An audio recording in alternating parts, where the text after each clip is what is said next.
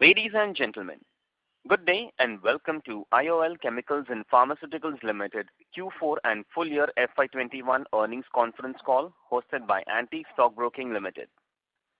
As a reminder, all participant lines will be in the listen-only mode, and there will be an opportunity for you to ask questions after the presentation concludes. Should you need assistance during the conference call, please signal an operator by pressing star then 0 on your touchtone phone. Please note that this conference is being recorded. I now hand the conference over to Mr. Anubhav Adlakha from Antique Stock Broking. Thank you, and over to you, sir. Good afternoon, everyone. Hope everybody is safe and healthy. Thank you for joining us on the IOL Chemical and Pharmaceutical Q4 and full year FY21 earnings call. Today we have with us Dr. Sanjay Chaturvedi, Chief Executive Officer, and Mr. Pradeep Khanna, CFO with us from the senior management. We'll begin the call with opening remarks from the management, followed by an interactive question and answer session. I will now hand over the call to Dr. Chaturvedi for his opening comments. Thank you, and over to you, sir. I am Pradeep Khanna, CFO, IOLCP. Good afternoon, everyone. Thank you for taking time to participate in this earning call. It gives me immense pleasure to introduce Dr. Sanjay Chaturvedi, who has been appointed as IOLCP's Chief Executive Officer. Dr. Sanjay has been actively a part of the specialty chemicals and pharmaceuticals industry for over 25 years.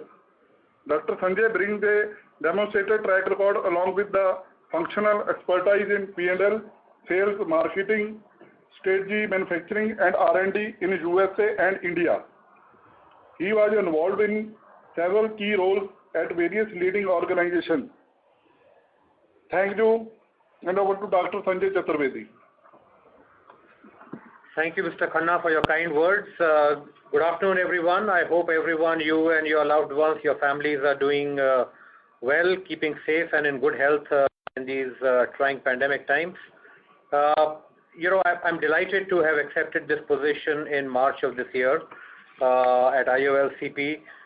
Clearly, many of you know the company, and you've also had a chance to read the earnings document, and I look forward to answering any questions you have. But before we take up the questions, I would like to shed some light on the business and kind of share my perspective on the performance for the year gone by. And my colleague, Mr. Khanna, will then provide you a lot more granular details of the financials. So, I also want to spend some time on not just the financial numbers, but on the story behind the financials. So, clearly, you know that IOL Chemicals and Pharma is one of the leading API players and, bulk drug manufacturers. We've been leading players in certain products in the specialty chemical segment as well. So, on the pharma side, we are the largest producer of ibuprofen with an installed capacity of about 12,000 metric tons. And we are a player with complete backward integration for all the major chemicals that are required to produce ibuprofen. And what I want you to read in this story is that going forward, how does one leverage a backward integration position into other APIs as well. Coming back to ibuprofen, we currently hold about 35% world market share. On the chemical side, we are one of the top producers of ethyl acetate, and we are delighted to inform you that in Q4 of last year, we expanded our capacity from 87,000 metric tons to 100,000 metric tons in ethyl acetate. As you may already know, ethyl acetate has a wide application beyond pharma. It goes into ink industry, packaging, adhesives, and surface coatings. So this really, de-risks our business away from pharma a little bit and helps us get a footprint into other industries as well. We are also the second largest producer of isobutyl benzene, which is a key intermediate for ibuprofen, and we hold about 30% market share. I'm delighted to inform you that we have successfully installed new manufacturing facility, Unit 8, to manufacture ibuprofen derivatives and some other pharma products. We are in the process of setting up two more manufacturing units, facility, Unit 9 and Unit 10. Unit 9 will be primarily for gabapentin with a capacity of over 600 tons and some other pharma products. And Unit 10 will be used for manufacturing multiple pharma products. So both these units is on schedule, and all the full capex will be met through internal accruals. Delighted to inform that we have a real state-of-the-art R&D facility, which is approved by Department of Scientific and Industrial Research, DSIR, and this is equipped with all the modern equipment and analytical tools to research on the pharma API side. Coming on to the financials, the headline is, yes, it was a very challenging year for COVID during COVID times, and yet we managed to deliver 4% growth on our top line. We grew from 1910 in FY20 to 1991 in FY21. Our EBITDA grew from 590 crores to 616 crores, and this is really a remarkable achievement during a COVID time. But the most remarkable achievement was really our PAT, which grew 23% from 361 crores to 445 crores. This was largely attributed to a lower financial cost. In this global chemicals and pharma supply chain, we continue to take advantage of new opportunities when they present themselves. In conclusion, let me deliver a very clear message that IOL Chemicals and Pharma is very well geared with the right infrastructure, with the right tools, with the right team to deliver any opportunity that is available in the market that requires, skilled, dedicated manpower, expansion, and leverages our world-class facilities. So with this, I would like to hand over to my colleague, Mr. Pradeep Khanna, the CFO, who will be talking more in details. Over to you, sir. Thank you, Dr. Chaturvedi. Good afternoon, everyone, and warm welcome to IOLCP Quarter 4 and Full Year 2021 Earning Call. I will take you through mentioned highlights for the quarter ended March 31, 21. Total revenue for the quarter increased by 4% to rupees 466 crore as compared to rupees 447 crore in quarter 4 of financial year 21. For financial year 21, it has been higher by 4% to 1991 crore as compared to rupees 1910 crore in the same period last year. In quarter 4 of financial year 21, EBITDA was rupees 117 crore as against rupees 142 crore quoted in the fourth financial quarter of the preceding year. EBITDA margin in quarter 4 of financial year 21 has dropped to 25% from 32% in quarter 4 of 21.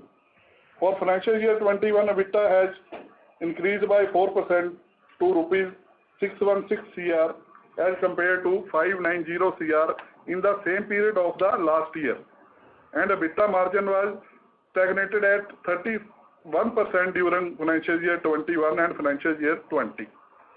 Depreciation for the quarter was rupees 10 crore, while the finance cost declined by 48% from 2.8 crore in quarter 4 of financial year 20 to rupees 1.4 crore only in quarter 4 of financial year 21. Profit after tax for quarter 4 of financial year 21 stood at rupees 75 crore as against 90 crore during quarter 4 of financial year 20.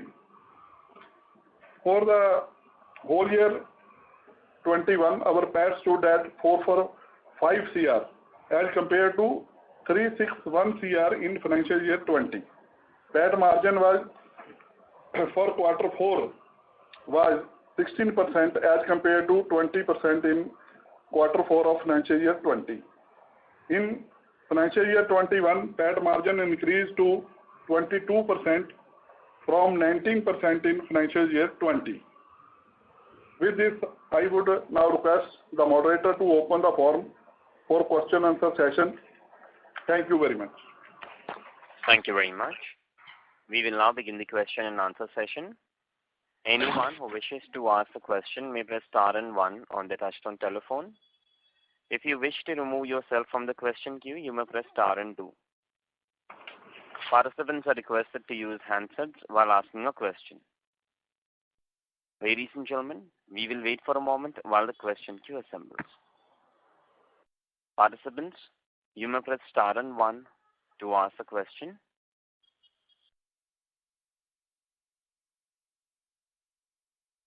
Ladies and gentlemen, you may press star and one to ask a question. The first question is from the line of Manish Poddar from Nippon India AIF. Please go ahead. Yeah. Hi, sir. Thanks for doing the call. So, can you help me with 3 questions? So first is, let's say, can you talk about, let's say, the EBIT margin for ibuprofen for Q4 of this year versus the base year? How much would that number be? Are you talking about the EBITDA for only ibuprofen or for the pharma sector? For only the ibuprofen. So let's say ibuprofen sales were roughly 170 crores in this quarter versus 250 crores. I'm just trying to understand, let's say, what sort of EBIT margin, given that you give EBIT by segments. So I'm just trying to understand how does EBIT stack up there? Okay. So for ibuprofen, our EBIT dropped a little bit, and it's for that end of quarter, it was around 40%. And how much would be that in the base quarter? About 44%. 44%. So yeah. Would it be right, let's say, then the other segments, let's say the other pharma segments, you incurred a loss during this quarter? Because if you take a 40% margin and let's say 65 crores the EBIT for the pharma division and a 40% on the ibuprofen numbers, give a loss for the other pharma division. So despite the contribution increasing, you incurred a loss there. So, rather than look at it as a loss, we are looking at as a cost of entering the market. The plant is not, the asset utilization is not full on these plants. And as those volumes pick up and we start ramping up and getting more and more approvals into customers, that financials will improve. Okay. And this margin, let's say, $4 margin contraction in ibuprofen, is that largely a function of, your lower capacity utilization, or are you witnessing any inflation on the raw material side? So I think it's a combination of factors. One is, of course, there is a softening in the demand. So what we experienced in the last year was that Q1 and Q2 customers picked up a lot more volume, whereas there was a softening in the volume in Q3 and Q4. But more than that, there was also a bit of softening in the prices as well. So it was a combination of the 2 factors that resulted in the situation. So would you be able to help me with the utilization level in Q4 for ibuprofen? Yeah, so ibuprofen level on an average, our utilization is between 70 and 75% for Q4. Okay, and just one final one from my side is that how do you look at for ibuprofen in FY22, and what is the stable sort of EBIT margin should one see for FY22 or 23 going ahead? Thank you.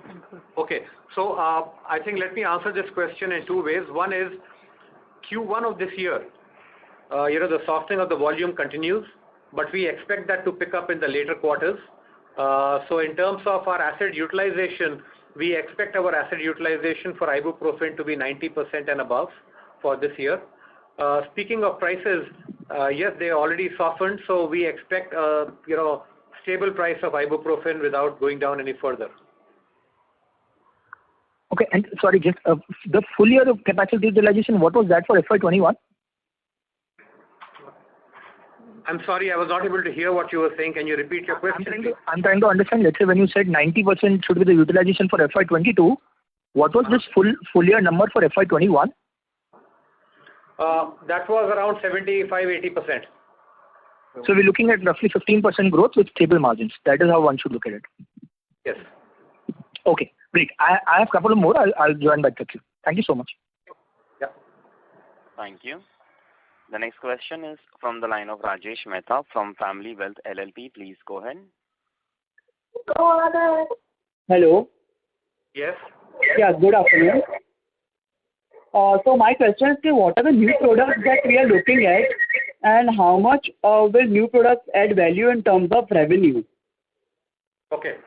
So I would say, let me give you the headline first. Okay. Yes. And the headline is that we were historically an ibuprofen company that last couple of years has diversified into other APIs as well. Okay. Right. If I look at what are the other APIs that we have commercialized, we have molecules like metformin, we have clopidogrel, we have pantoprazole. Now we are going to be doing valsartan. So a couple of other molecules have been added into the mix. If I look at FY 2021, which is the year gone by, compared to the previous year, there was a substantial growth in the non-ibuprofen business that we did, and we expect going forward this year as well. Okay. Right. And one more question, sir. So, like, if we look at the current product-wise segmentation, we know that the share in the chemical segment is higher. So, can you give us a rationale behind that, or is it going to be sustainable, or is it just a one-off that has happened? And if the management can give a guidance regarding the path ahead for the product split. Okay. So, in Q4 of last year, it was a bit of an aberration. Two things happened simultaneously.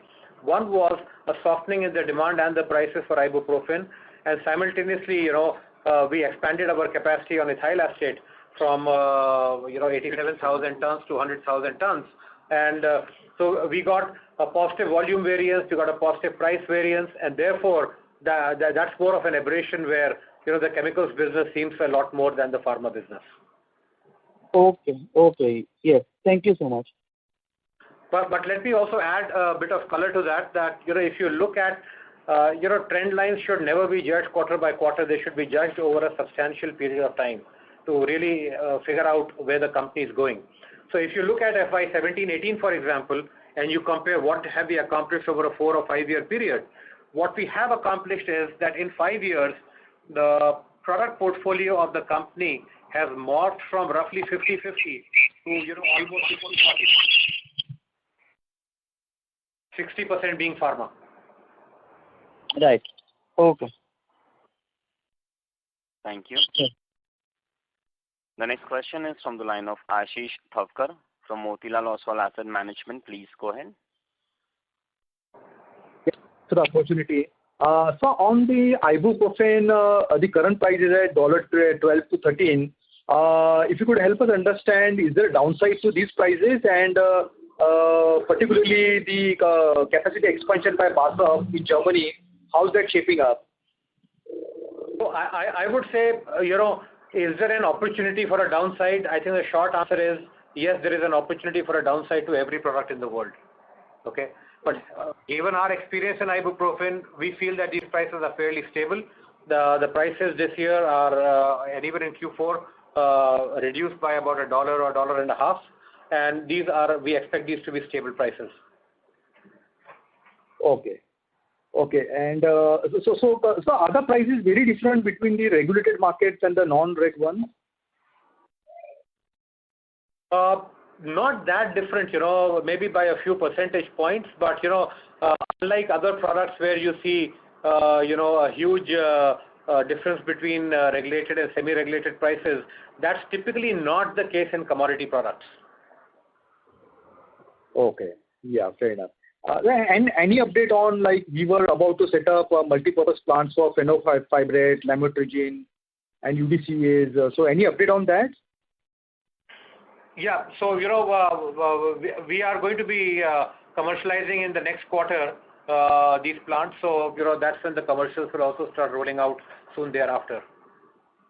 So, Unit 8 we have already commercialized, and that's the plant that will be doing levetiracetam and sartan. And Unit 9 and Unit 10 will be commercialized in the next quarter. The commissioning is in the next quarter. Okay. So in terms of capital allocation, so what is this pharma and especially the API and the chemicals business, where are we putting money? So, we are really, putting money onto the pharma API side of our segments. We've already put about more than 20 crores for Unit 8.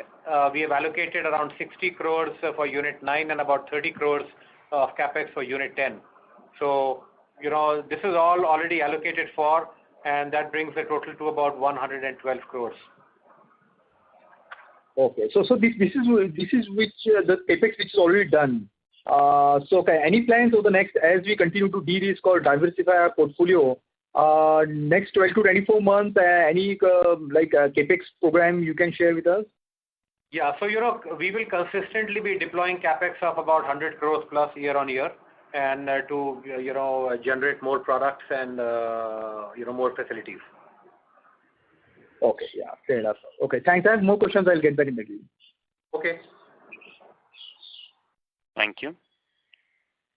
The next question is from the line of Ashish Rathi from Lucky Investment Managers. Please go ahead. Yeah, thanks for the opportunity. Some extensions on the questions that have been asked about. Sir, if you could just specify to us what is the pricing, quantify it in terms of ibuprofen. I understand it was around $13-14 earlier for export markets. Is it the same or is it any different now? Any different now? So currently, it is stable at about $12.5. It's pretty stable at that level. And for domestic? It's more or less the same. If I look at the broad range of what we offer in the market, it's really between 12 and 13. And in certain regulated markets where we have large volume contracts, it could be a bit higher there because they're contractually bound to pick it up.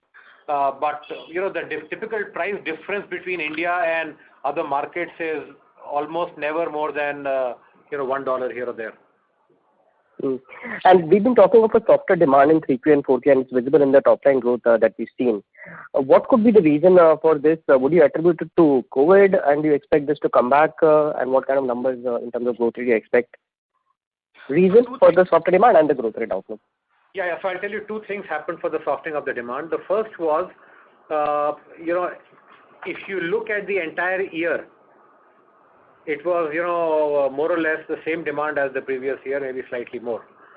But the challenge was that there was volatility in the demand. In the first 2 quarters, the demand was much higher, but in the subsequent 2 quarters, the demand was less. Is this a structural shift? No, this is not a structural shift. Part of it was, there was a media article that talked about, in terms of, pain management, ibuprofen not being very positive for COVID management. That report turned out subsequently to be not true based on scientific evidence, but that was also part of the reason why the demand softened. Because while the demand for ibuprofen softened, the demand for other pain management products went up. So is that a permanent shift? I don't think so. So what kind of outlook we should look for ibuprofen growth, say, in FY22? So we are looking at, roughly, improving our asset utilization from 80% to 90% plus, and, fairly stable prices. So that's approximately 10% growth? Yeah, 10 to 15% growth, yes. Okay. And another thing is on the cash generation. We are generating now 300 to 400 crores cash every year in terms of operations. We have around 350 crores plus cash sitting in the balance sheet.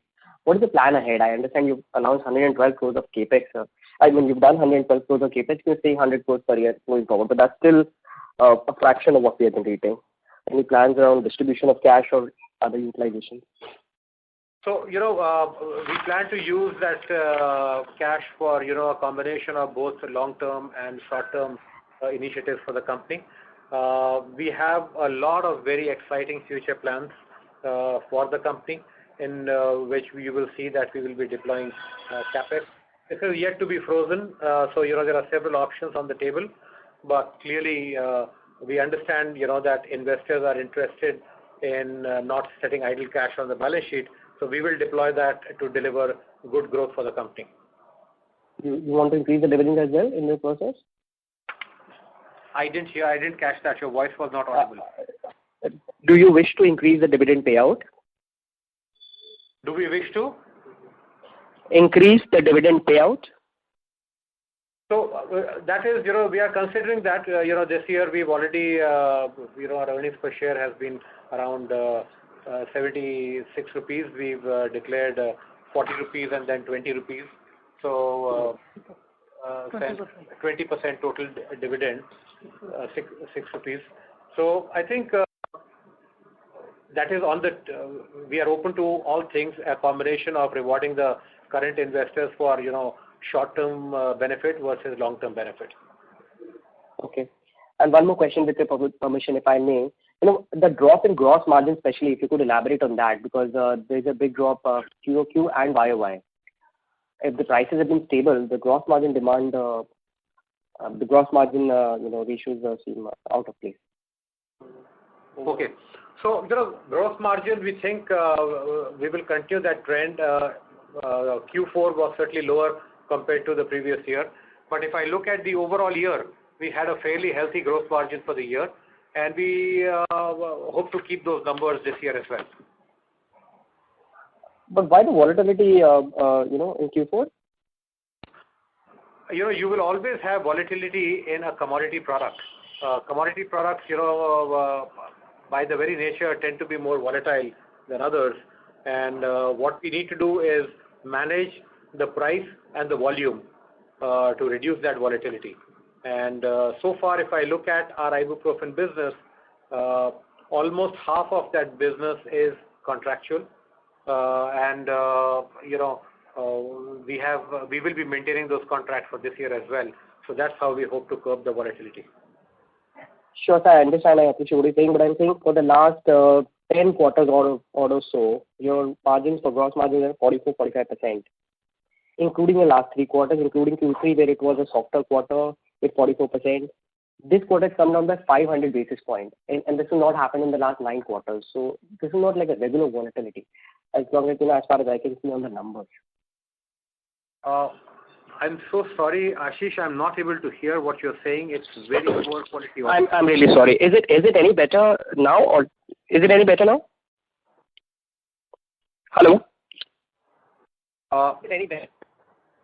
Yeah, we are here, but we are not able to clearly hear. Is it still soft? Is it still soft? Hello?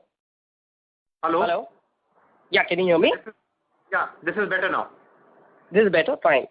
I'll just, my question was that in the last 9 quarters, we have seen the gross margins to be around 45% consistently. There's barely any volatility, like you mentioned, in commodity companies or commodity supplies. But this quarter, there's a 500 basis point drop. Okay? In the last 9 quarters, it has been at 45% only. So there's no volatility per se. But this quarter, the 500 basis point is something that I thought, we could have an explanation for. Okay. So, it was really a result of destocking. So the very high gross margins that you saw, 45% plus gross margins for the initial quarters was really when customers were picking up a lot more ibuprofen than they typically pick up. And what happened in the last quarter was destocking, whereas, the volume had softened and our end customers were simply eliminating the excess stocks that they had purchased in the previous quarters. Okay. Thank you, Sanjay, and I wish you all the best in your new stint, and wish all the best to the IOL team as well. Thank you. Thank you, Ashish. Thank you. The next question is from the line of Venkat from 3 Sigma Financial Service. Please go ahead. Thanks for the opportunity, and welcome to IOCL, Sanjay, for this is the first earnings call we are having. My question is more from a broader side, since you joined the management. So is there any change in the direction of thought, whether you want to continue to remain a commodity company, or you wanted to get into some specialty business where, the margins could be high and, there is some amount of predictability in all these aspects? Yeah. So, thank you very much for your kind words, and the short answer is yes. We are evaluating more and more products, and it's not just a question of evaluating the products. You've clearly seen the trend. If I look at our pharma business, the non-ibuprofen business is certainly growing faster than the ibuprofen business. So, that clearly means that we have a clear intent, along with the ability to execute that stated intent of growing in pharma and growing the non-ibu part of pharma more than the ibuprofen part. And we will continue that journey, and more products will be added to the portfolio. So as I said, Unit 8 has already been commercialized, and we are planning to commercialize Unit 9 and 10 in the next coming quarters. So you will hear of more products coming out from our stable. Yeah, coming to Unit 8, which is gabapentin, which you are planning for like 600 tons per annum and all that. So, again, that is getting into a commodity mode. So, is this the direction you are looking? Even the new products that you are going to bring, they would come into some kind of commoditizing product. Yeah, there is already capacity available for gabapentin within the country as well. There are some large players. So is this the direction that are you planning to continue, or rather IOLCP is planning to continue? So, we have a two-pronged strategy, Venkat, really, when we look at new products. So when you talk about a commodity product, unless we are sufficiently backward integrated and get the efficiency of scale and backward integration, we will not enter the product. And that's where a product like gabapentin would be. Whereas we also have a range of, other products like, UDCA, lamotrigine, fenofibrate and others, where we are focusing on the technology innovation more than just the price war. Okay. So my second question is, a lot of companies were complaining about supply chain, particularly for the quarter ended March 31st. So they were complaining about the higher supply chain costs. Did you incur similar stuff, or did you have some different strategy that you were able to overcome? Because that was not mentioned in the call so far. Yeah, so we haven't mentioned that specifically because we expect this is not a structural shift, but a temporary blip. And, like everybody else, we also experienced slightly higher costs for the quarter. Okay, thank you. Thank you very much. A request to all the participants, please use handsets while asking questions to the management. The next question is from the line of Vijay Ajmera from Sushil and Shah Company. Please go ahead. Hi, I just wanted to understand what sort of revenue addition are we looking at given the capex that we have already done? Okay. So, this is really an iterative process, and based on the capex that is already done, we do envision us getting, maybe 200 crores plus 220 crores addition. But will all of that happen in 1 year? It typically takes 1 or 2 years for that, products to get approved and all that revenue to build in. So on the capex side that we've deployed, we talked about 112 crores. You can expect at steady state, it'll add a 200 crore plus top line to the business. But at a general level, our visibility is, about 15% growth this year versus last year. And what sort of margins are we looking at on these new products, since these are specialty? So one really needs to look at, at what scale of asset utilization are you in the new products. So clearly, in the early years, it would be lower asset utilization, so the margin would be lower. But, certainly, we do expect that at steady state, these will have gross margins of, 40% region to deliver an EBIT of at least, 25-30%.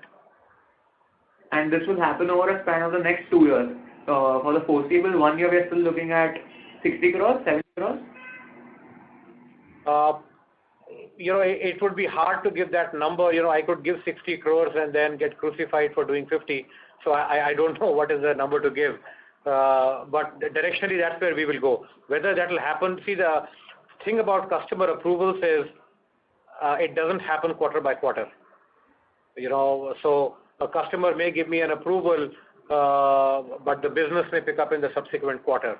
So I think what is more important is directionally where we are going rather than exactly what is the number we will hit this quarter and the next quarter. Just one more question on the chemical side. Are we diversifying into the chemical space, because currently we are still getting most of the revenue from ethyl acetate and 2 backward integrated chemicals. So what is our trajectory on the chemical side? Okay. So, you rightly pointed out that there are certain chemicals in which we are backward integrated, and, that business capacity is not something we plan to expand. That will really depend on our own captive consumption, and whatever is the balance, we sell that into the merchant market. On the ethyl acetate side, we've given a clear intent. We've expanded capacity from 87,000 tons to 100,000 tons. So the increase in business that you see on the chemical side is really a result of capacity expansion. And having said that, the price for ethyl acetate has also gone up in the market, so we are enjoying that benefit as well. Just one question which is slightly generic in nature, not company specific. Do we have any larger idea to get into the CRAMS space? Although it's a very specialized area of business, but do we think that we have the R&D or the investment idea to get in the CRAMS business, CRAMS CDMO? So, I would say, Vijay, right now we are evaluating a lot of, adjacencies and growth platforms and areas for the company, and CRAMS is certainly one of them. As and when we finish the due diligence and, decide on what direction to take, we'll certainly share those plans with you. All right, sir. That'll be it from my end. Thank you. Thank you very much. I request all the participants, please use handsets while asking questions. The next question is from the line of Abhishek Kapoor, an individual investor. Please go ahead. Thank you for the opportunity, sir. Actually, I have two questions. First question is, are we looking for the approval of API from US FDA or other agencies which are under development? Yes, for certain products we are. Okay. And in any of the existing products except ibuprofen? Yes. So we have 4 US DMFs. So clearly, those products are under approval at some US customers, and as and when that volume picks up, you will see an improvement in the financials in the non-IBU side of the pharma business. Right, sir. And one more question, sir. The API which are under development, are these kind of Me Too products, or these are you are doing some innovation in the process basically? Because I know one of the chemicals, Telmisartan, there are many manufacturers in India. Other I am not aware of. Yeah, so clearly the whole generic game itself is a process innovation game. So it would be unfair for me to say that we are not doing process innovations. We certainly are, and that is exactly a combination of process innovation and backward integration is what will get us the right cost position to successfully play in these molecules. So we are looking at process innovations. So the molecule is a Me Too molecule in the sense, yes, it is a generic molecule, and the molecule has been generic for a while. But what we bring to the table is our technical competency, our ability to scale up, and our ability to backward integrate along with process innovation. Okay. Is there any product which is in demand but there are not many suppliers in India out of these products which are under development? Not too many of these. I would say for most of the products that we've taken up in the first scope of diversification beyond ibuprofen, we purposefully took products where the market uncertainty was low. In other words, there should be a significant market, and what we bring to the table is a certain scale and quality and backward integration. And since COVID, clearly a lot of end customers are talking about de-risking themselves from China, and if you provide a platform to de-risk from China with backward integration, we believe that will be a winning strategy going forward. Right, sir. Thank you. Thank you for the opportunity and all the best. Thank you. Thank you. The next question is from the line of Lok Bhatia from AUM Fund Advisors. Please go ahead. Hi, my questions have been answered. Thank you. Thank you. The next question is from the line of Anupam Agrawal from Lucky Investment Managers. Please go ahead. Yeah, hi sir. Good afternoon and thank you for doing the call. So firstly, I want to ask you the question on working capital. Our top line has grown by a modest 4%, but our inventory has gone up by 55-57% for the year, from 190 to 295 crores. Can you just elaborate a bit there, please? Yeah. So, on the inventory side, it has gone up. As I said, the plants are certainly running, and there was a softening in the demand, so our inventory of the product piled up. But again, this is a short term, not a structural shift, and we have material at the port. So once all of that clears, you will see the inventory coming back to more normal levels. What sort of inventory days can we expect, sir, going forward? So, I think around, if I look at, I'm just looking at my data to see how much material, what will we have in transit and in port. It's what, 111? 111 crore. Yeah, so it's about 111 crores right now, the total material we have in port and in transit. Understood. So secondly, if you could just quantify the asset utilization for our key molecules in the pharma space, ethyl acetate, metformin, gabapentin, pantoprazole, clopidogrel, for the full year, that will be. I'm sorry, I couldn't. Your audio was not very clear. Can you repeat the question, please? Hello, am I audible now? Yes. Yeah. So if you could just quantify the asset utilization for each of our molecules, ethyl acetate, metformin, gabapentin, pantoprazole, clopidogrel. So, rather than give you, a breakup of all the asset utilization, I would say at a general level, our ethyl acetate asset utilization is, as close to 100%. In fact, the reason we expanded capacity was because we were crossing the asset utilization beyond 100%. In terms of, ibuprofen, our asset utilization was at about 80%, and this year will be at about 90%.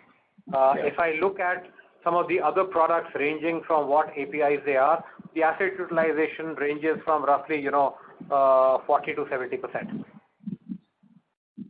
So you mean to say 30% is peak in those plants? No, 70% of capacity. Okay. And at peak we can do about 90-95%? Yes. Okay. Sir, I just want to clarify one comment about pricing of ethyl acetate. You mentioned you enjoyed certain benefits. Is it because of acetic acid prices going up and you could pass on the prices, or was there some other function? Yeah, I would say broadly raw material prices going up and are successfully passing on that cost increase to end customers. You are able to pass on completely, or is there some absorption that you have to do at your end as well?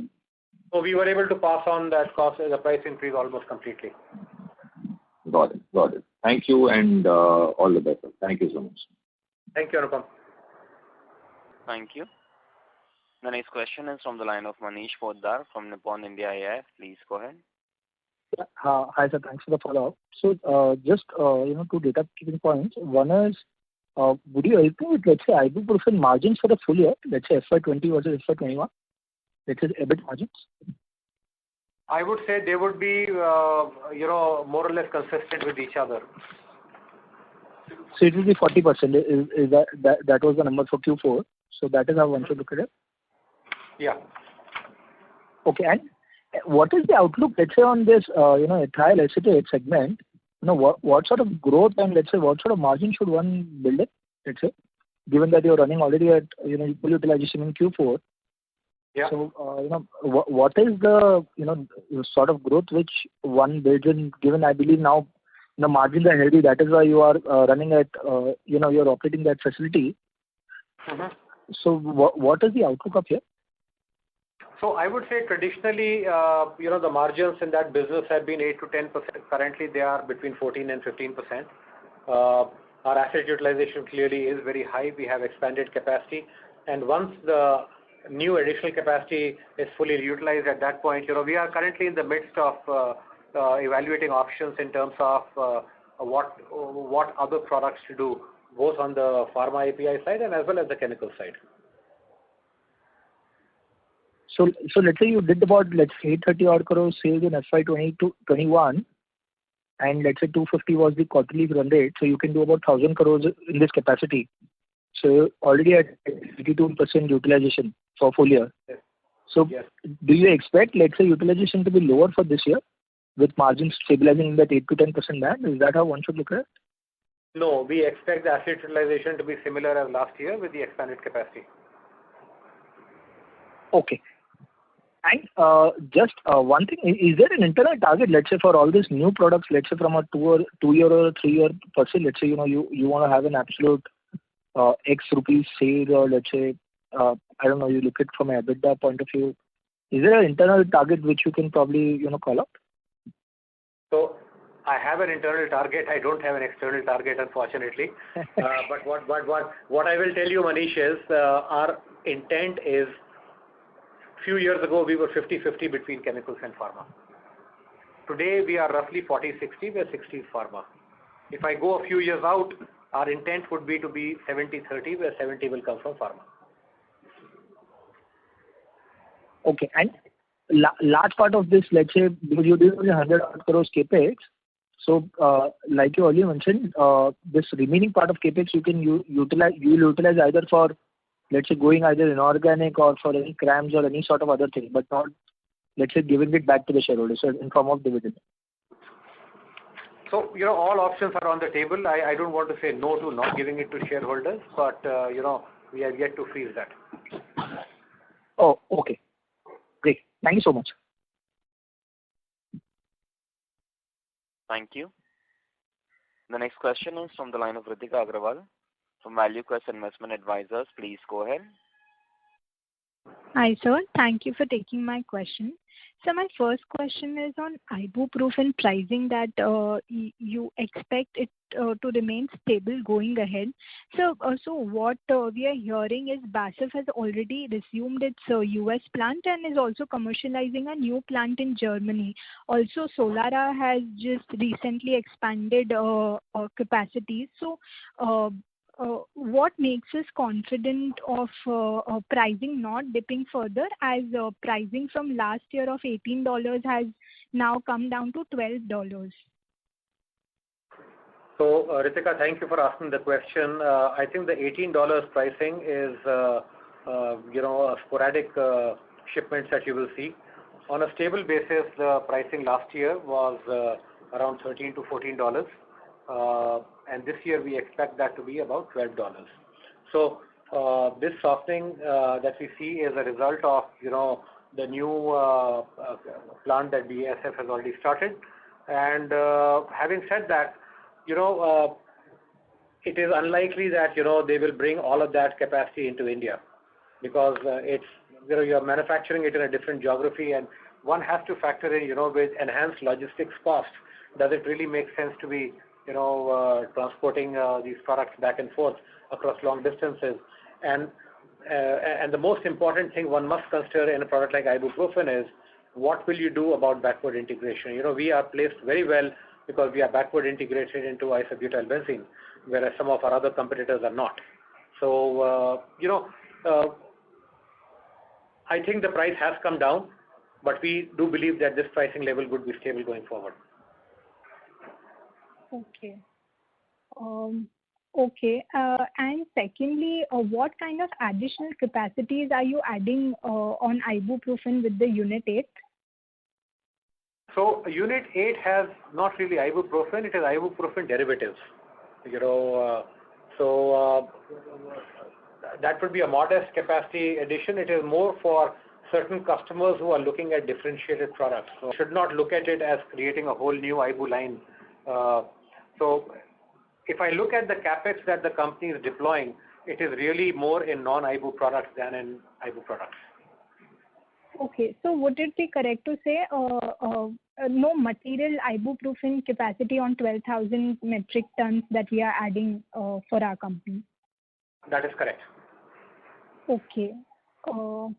Okay, sir. And lastly, just on intermediate pricing, so you've already commented on that, but has the EBIT margins falling down by 400 basis points in any case related to intermediate prices going up? Well, I think it's more a question of the overall volume softening and the prices softening for ibuprofen. Okay. And, we expected higher, overhead and shipping costs. So all of that went up, that resulted in lower EBIT margins. Okay. Sure. That's it from my side, sir. Thank you so much. Okay. Thank you. The next question is from the line of Sunil Jain from Nirmal Bang Securities. Please go ahead. Yeah, thank you very much, sir, for taking my question. Sir, my question relate to ethyl acetate. If you see the other player who are there in your competition, they had done very good margin in this product in this quarter, and they are also not backward integrated. So, what is the difference between them and us? I think the one difference that you will see between them and us is certainly one is the capacity part, but more importantly the geographic location. So they sell primarily into the western and the southern region, whereas what we are selling is a lot into the northern region and also now into the southern region as well. So the enhanced logistics costs that we have, may make it prohibitive I can't make ethyl acetate where I am and transport it all the way to maybe Chennai, for example. Mm-hmm. So you want to say the pricing in your area of selling is lower as compared to the southern market? No. What I'm saying is the pricing, see, these are all commodity, specialty chemicals is really a commodity market. So the pricing remains same for different suppliers. All suppliers are going to, there's a narrow band in which these prices will operate. What will differentiate you is your operating efficiency in terms of margins. Okay. And that operating efficiency can come from a combination of manufacturing, sourcing, logistics, and all of these put together. Yeah, but even if you see last quarter to this quarter, there is no improvement in the chemical margin. So you were inefficient in last quarter as well and this quarter as well. So, but there should be some improvement from last quarter to this quarter. Am I correct? I'm not sure, when you said that there needs to be an improvement, because as I said, we are running the specialty chemicals business at about, 12 to 15% net margin, which I believe is very healthy for that kind of product line. Okay. Okay, sir. Thank you. Thank you. The next question is from the line of Manish Srivastava from Amala Management. Please go ahead. Hello. Go ahead, sir. You're audible. Yeah. Fine. So I actually wanted to take on further on that ethyl acetate question. Obviously, we have an adverse logistics cost situation, which is why our margins could be a bit lower than our competitors. But the business has been doing very well. I can see from your numbers this quarter, last quarter, your return on capital was in mid-30s. And is it primarily because of pricing? Where do you see pricing sustaining? I can see the prices have improved a lot in last 2 quarters, from about say mid-50 rupees a kg to mid-70 rupees a kg. What do you think will happen on that side? And if the price is correct, do you think the sort of margin we are earning is sustainable, or how do you play there? I think this is the kind of business where you will have stable prices and stable profits, and then have 1 or 2 quarters, maybe a year of high prices and very high profits, and we are in that cycle now. Do I see us continuing with 15% profit level of profitability level in ethyl acetate? The answer is no. It may continue for another quarter or 2. If you have to look at long-term trends of prices. So in ethyl acetate, historically the price has been in the 65-70 rupee band, and currently we are in the 80+ rupee band. So will it come back to 70-75 levels? Yes, but it's hard to predict when it will. So what do you think are sustainable sort of margin levels here in ethyl and return on capital that the company should be targeting in this? I would say 8 to 10% is sustainable margin for this kind of business. At around 65-70 rupee pricing, 8 to 10% margin is what you think is sustainable? Yes. Okay, fair enough. And you would look to add capacity here, because even at those levels, your return on capital would be significantly in excess of your cost of capital. I would think that at those levels also you'll end up with about 20% plus return on capital. So do you look to add capacity there in that business? I think you've just added some, but do you think that's a business which you would want to grow, or the focus will be squarely on pharma side and diversifying the pharma product pool? So we are, in the process of evaluating or certainly growth opportunities on the pharma side. We are parallelly also looking at growth opportunities on expanding our specialty chemical portfolio. And once those molecules are frozen in, we'll have to take a call whether what's a better return on capital. Are we better off adding capacity on ethyl acetate, or should we be adding a different product list into our portfolio? Fair enough. One small clarification on metformin also, you're running at that 40 to 70% capacity utilization, or that's higher? So that is slightly higher than that. Okay, fair enough. We are running that at about 60% for now. Okay, fair enough. Thanks. Thank you. Participants, you may press star and 1 to ask a question.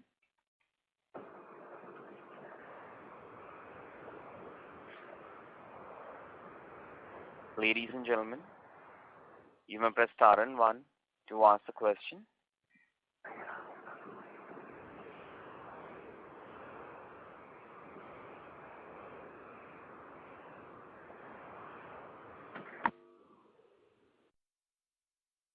Participants, you may press star and 1 to ask a question.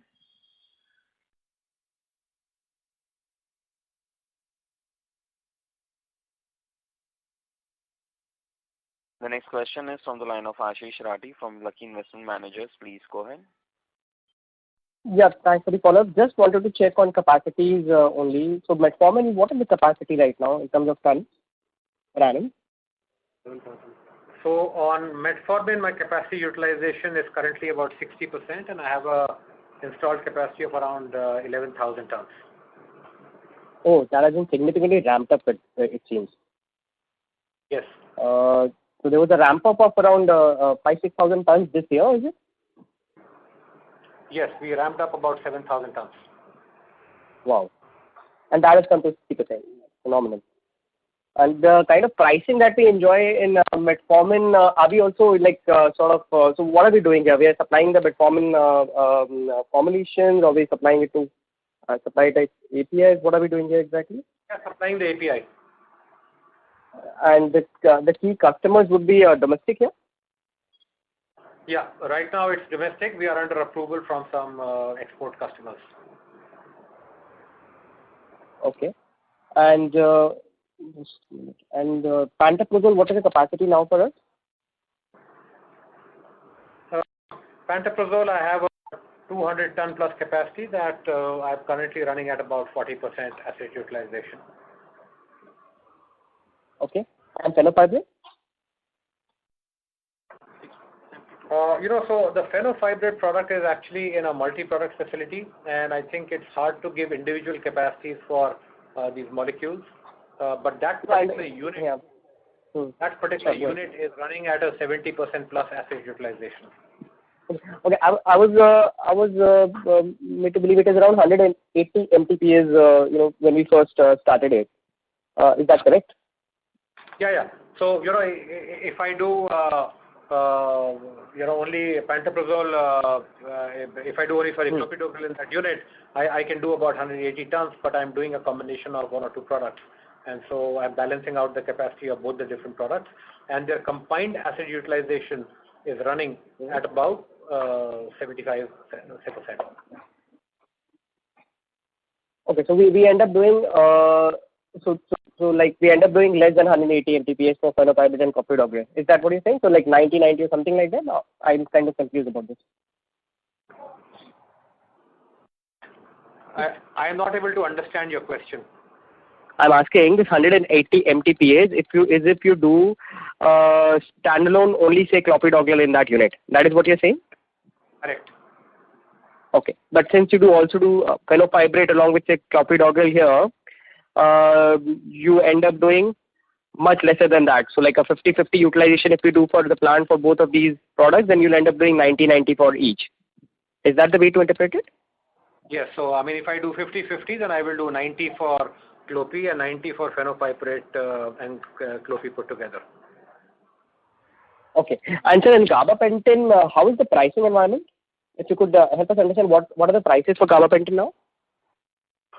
So, the prices for gabapentin continue to be fairly stable at about, I would say broadly $40 to $50 levels. Okay. And capacity, you said 600 tons is what you plan to do. Yeah, so that capacity, don't take that in isolation because we can do other products in that plant as well.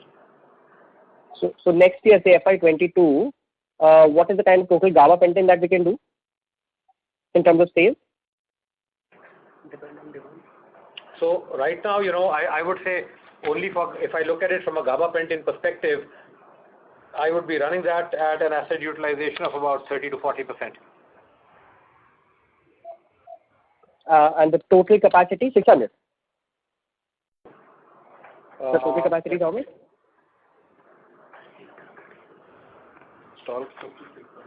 So the installed capacity is 600, but because I'll be making other products there as well, I would have, it's hard to deconvolute between 2-3 different products. No, that's a fair point. That is understandable. All right. Thank you so much for the follow-up. Yeah, I'm done. Thank you. The next question is from the line of Kiran Kumar, an individual investor. Please go ahead. Thank you so much. I think most of my questions are answered. Sir, sorry to interrupt you. We're unable to hear you. Can you hear me now? Am I audible? A little better than before. Are you on a handset or on a speakerphone? I'm on a handset only. Okay, sir. Great. Go ahead. Just wanted to know how much amount did we spend on the capex for FY21? 112. We spent 112 crores. Okay, and so we have a chunk of cash sitting on a balance sheet, and how do we, how are we planning to deploy the same going forward? So we are looking at a couple of different, growth ideas, and once we take a decision on how to move forward on those, we will do a combination of that and figure out ways to reward our investors. Okay, that's it from my side. Just wanted to add that, the investor presentation also looks much better than the last quarter. Thank you. Thank you very much for your positive comments. Thank you. The next question is from the line of Sayantan Bhowmick from Pine Bridge Investments. Please go ahead. Hello. Thank you for this opportunity. I just was wondering if you could share the non-ibuprofen sales for the year and for the quarter, if it's possible. So I would say broadly my non-ibu sales, let's take it for the year because, this is a work in progress. I would say overall it's about 10% of my total revenue. Okay. And when we look at new products, so would we be largely focused on scale, or would we also look at smaller size, higher value? How are we thinking in terms of new products? Is it largely a scale play? So there are multiple lenses through which you can view new products. One is new to the world and new to us. Then the second is scale. The third is the type of chemistry that it uses. Then you can look at what kind of backward integration can be achieved. Then you can look at what kind of process innovation is possible. And then last but not the least, you look at what is the kind of competition out there. Can we really compete with those players and make a meaningful indent into end customers? So clearly we have no desire to be in products where we won't get a meaningful market share in terms of global market share. Okay. Thank you. Thank you. The next question is from the line of Suhani Doshi from Lapis India Capital Advisors. Please go ahead. Hello, sir. Just one question. Can you give us the volume breakup for ibuprofen for FY21? Volume growth over 20?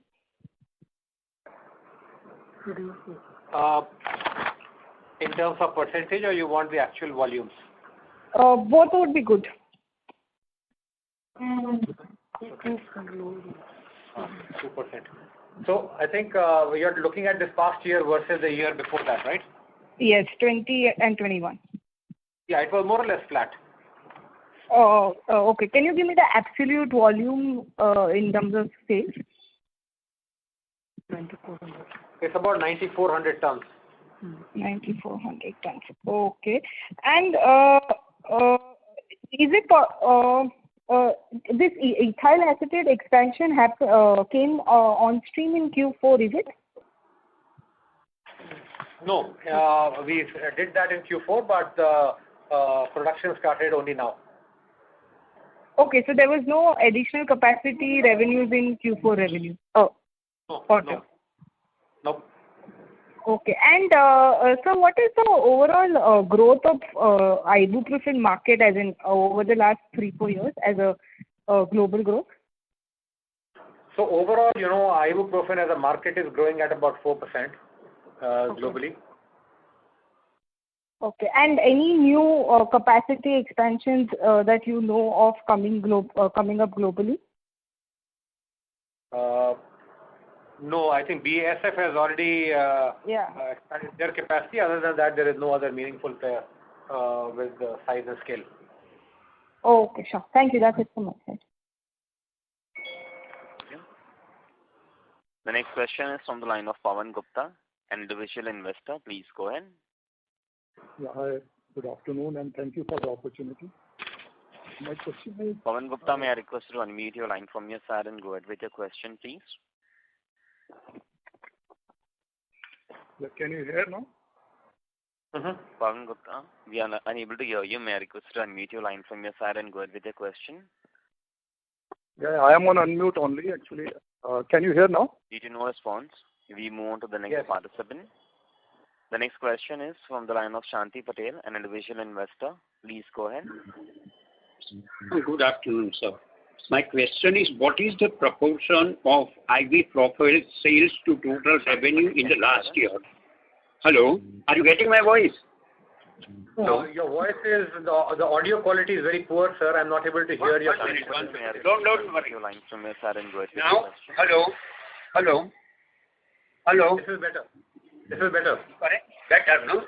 My simple question is, what is the proportion of ibuprofen sales to total revenue for the year 2021, and what will be the proportion in the coming year? That is number one. And number two, what is our return on capital employed and return on equity, and whether the same will be maintained in the subsequent year, that is the coming year.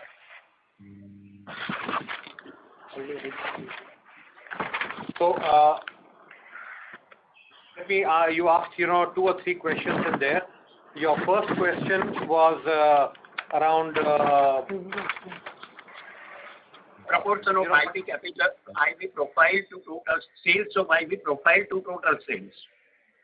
Last year, that is 2021. Okay.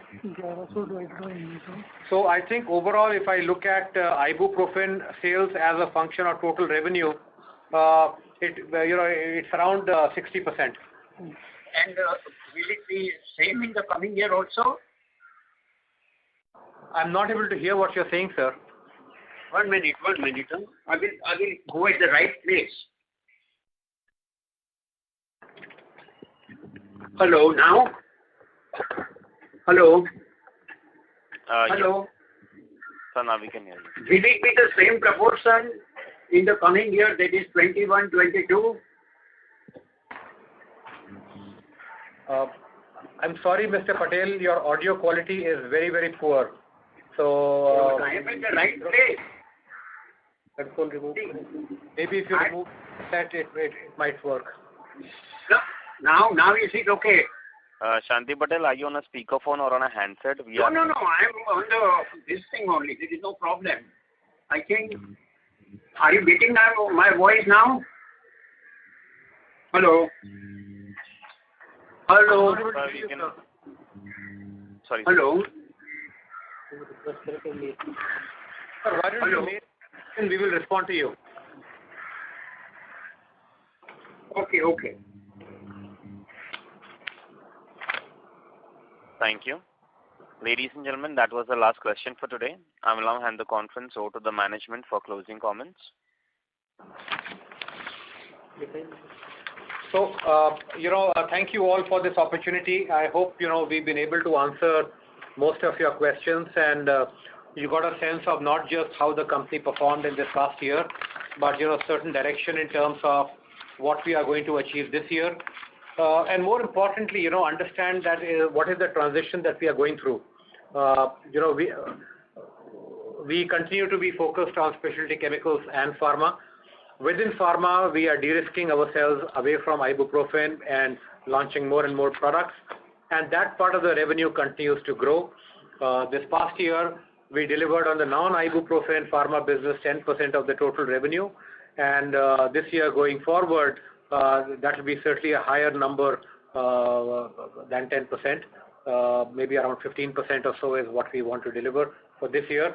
And over the next couple of years, really transition the company that historically has been 50% pharma, 50% chemicals, more into 70% pharma and 30% chemicals. Within that 70% of pharma, a disproportionate number coming from non-ibu products. So I think I hope this gives you the confidence that you are in the right hands. We will maintain our EBIT margins. We will continue to grow our overall base business as well. And every quarter I look forward to engaging with all our investors and giving you a more keen sense of where we are going as an organization. Thank you very much. Thank you very much. On behalf of IOL Chemicals and Pharmaceuticals Limited, that concludes this conference. Thank you for joining us. You may now disconnect your lines. Thank you.